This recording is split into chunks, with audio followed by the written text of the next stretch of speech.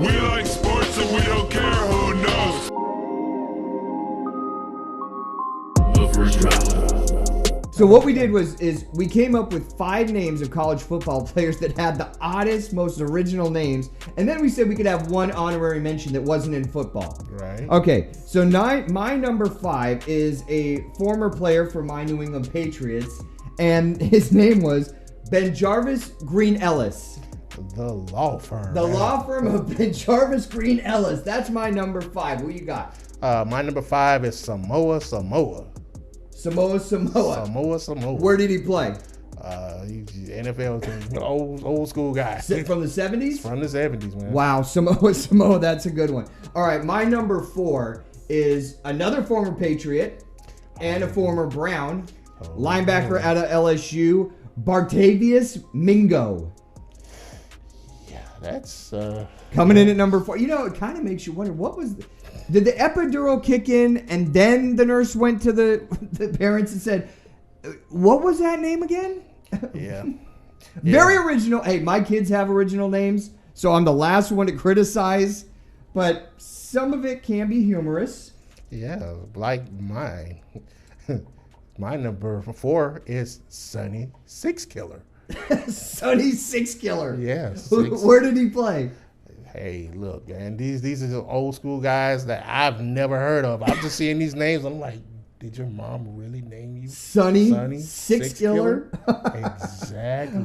All right, my number 3 might be my number 1, but it's not. I mean, this one is like right to the top of the charts. Let's see. And the funniest thing is, unless I'm wrong, which I might be, but I don't think I am, Equiminius St. Brown played high school football here in Florida at St. Thomas Aquinas. So say that 5 times fast. Equiminius St. Brown, wide receiver for St. Thomas Aquinas. Okay, so... Equiminius. This sounds like boron and some other things off the periodical chart got smashed together, and that's the name. Man, I think his mom was trying to make him enter a spelling bee when he was born. I mean, that's a name for you. I mean, listen, I love that name, Equiminius. I mean, that's just so original, man. I love it. That's my number 3. Equiminius St. Brown, wide receiver, Notre Dame. My number 3 comes from your New England Patriots. My New England, okay. Well, we've already had 2 Patriots on the list. Hey, his name was Earthwind Moreland. Earthwind Moreland? Yeah.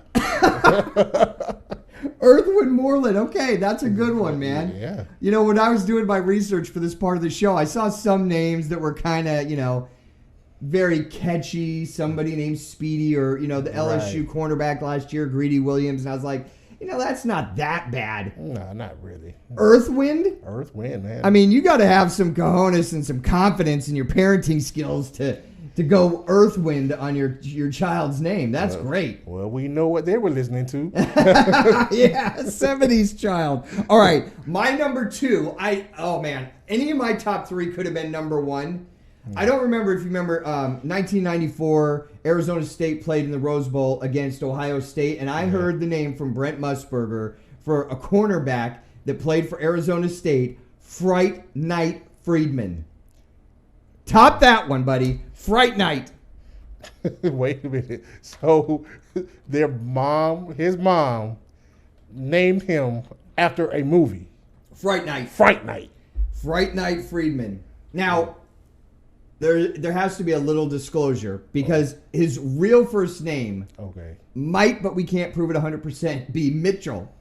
But his middle name might very well 100% could be Fright Night Friedman. Now, that's my number 2. Top that. My number 2. Yeah. My number 2 is I'm Hip. I'm Hip. I'm Hip. That's your number 2? That's my number 2. All right, we're leaving it right there. That's mildly anticlimactic and disappointing, and we're leaving it right there. We're just leaving it right there at number 2. My number 1 all-time most creative original name in football has to be DeBrickashaw Ferguson, offensive lineman, New York Jets. DeBrickashaw. That's the first name. DeBrickashaw Ferguson. Awesome offensive lineman.